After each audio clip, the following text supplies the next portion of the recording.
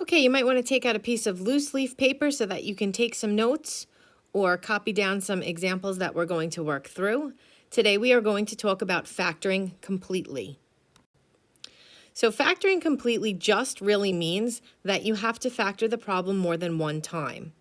You're going to go through the factoring methods in the order you learned them. First, look and see if you can pull out a greatest common factor. Then you're going to look and see if it's the difference of two squares. Then see if it's the add-multiply method, and then see if you have a leading coefficient, which is your headphone method.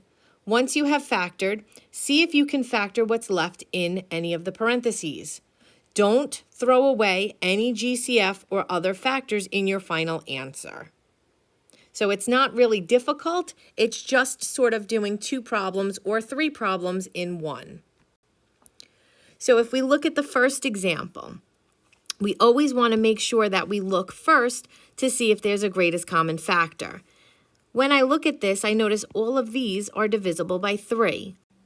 So the first thing that I'm going to do is factor out a greatest common factor of 3.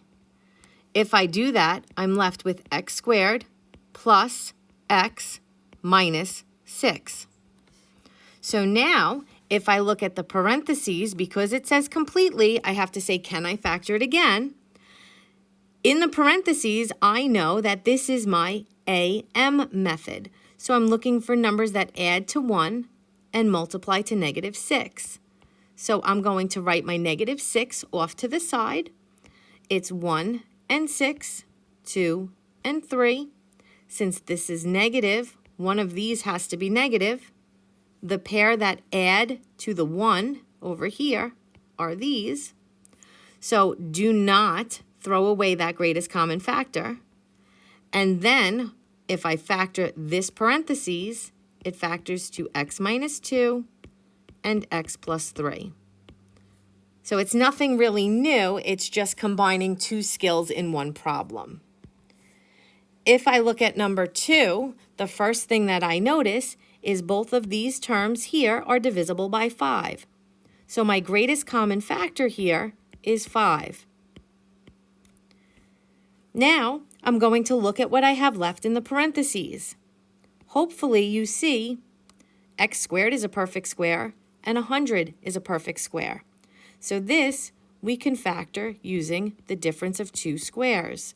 So I'm going to keep the first factor that I factored out in the beginning of the problem. I'm going to write two sets of parentheses. One gets a plus, one gets a minus. The square root of x squared is x, and the square root of 100 is 10. And that's all you have to do. If we look at number 3, again, the first thing here, I'm going to look at all the terms. I notice that they're all divisible by 2. So I'm going to factor out a greatest common factor of 2. I'm left with x squared minus 8x plus 15. Now I'm going to look at what I have in my parentheses. Here, this is my AM method. So I'm looking for numbers that add to negative 8 and multiply to 15. So I'm going to put the 15 off to the side.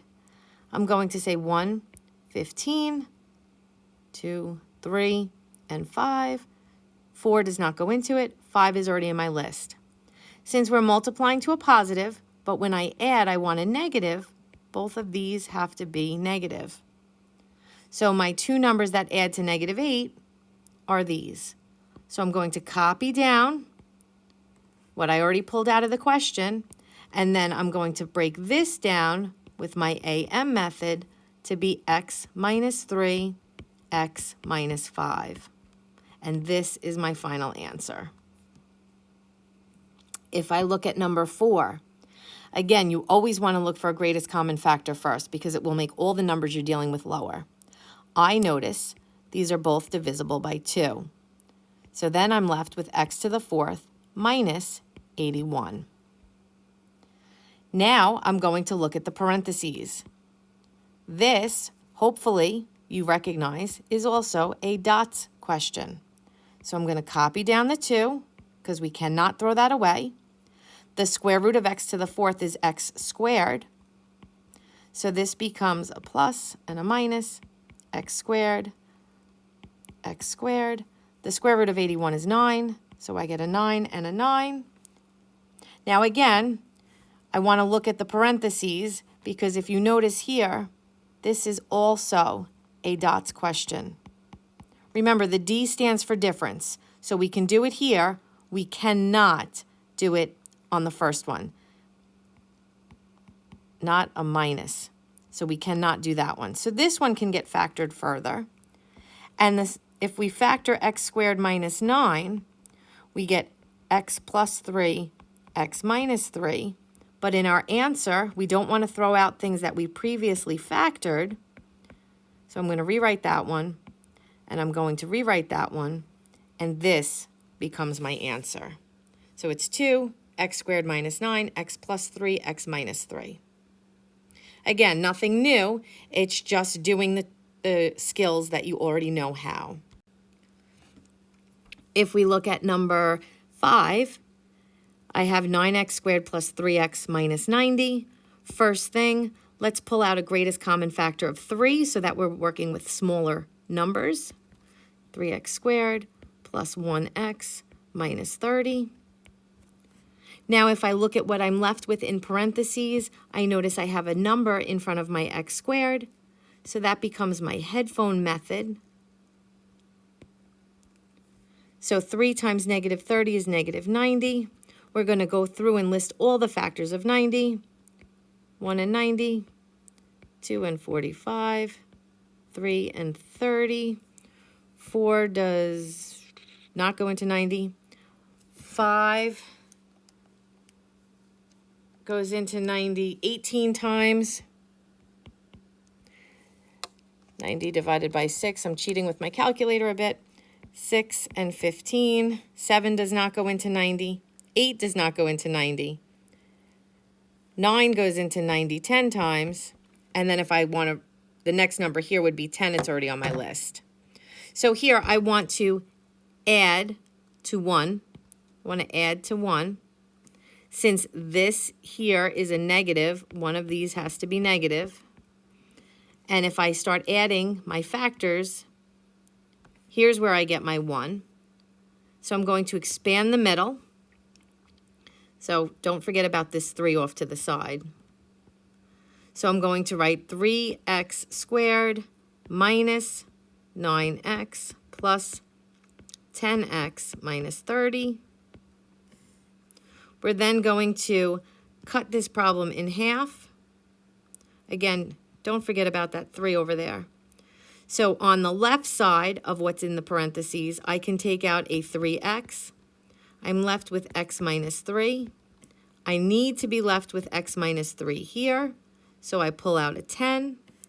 So my factors are the fronts, the 3x and the 10, and the repeater, the x minus 3. And this is my final answer. Make sure you don't throw away this 3 over here. And if we look at the final question, again, this says a to the 4th minus 16. They have no common factors. So I'm going to look and see if it's dots. It is. So again, I'm going to write 2 sets of parentheses, a plus and a minus. I'm going to write a squared in the front, and I'm going to write 4 in the back. Because the question says completely, I cannot factor a sum of 2 squares because it's called difference, dots, difference of 2 squares. So I'm going to write that as a squared plus 4. And if I look at the second one, again, those are both perfect squares. So that becomes a plus 2 and a minus 2 from that. So my final answer is these 3 here. Again, if you have any questions, please write them down. Either email me or ask me next time you see me.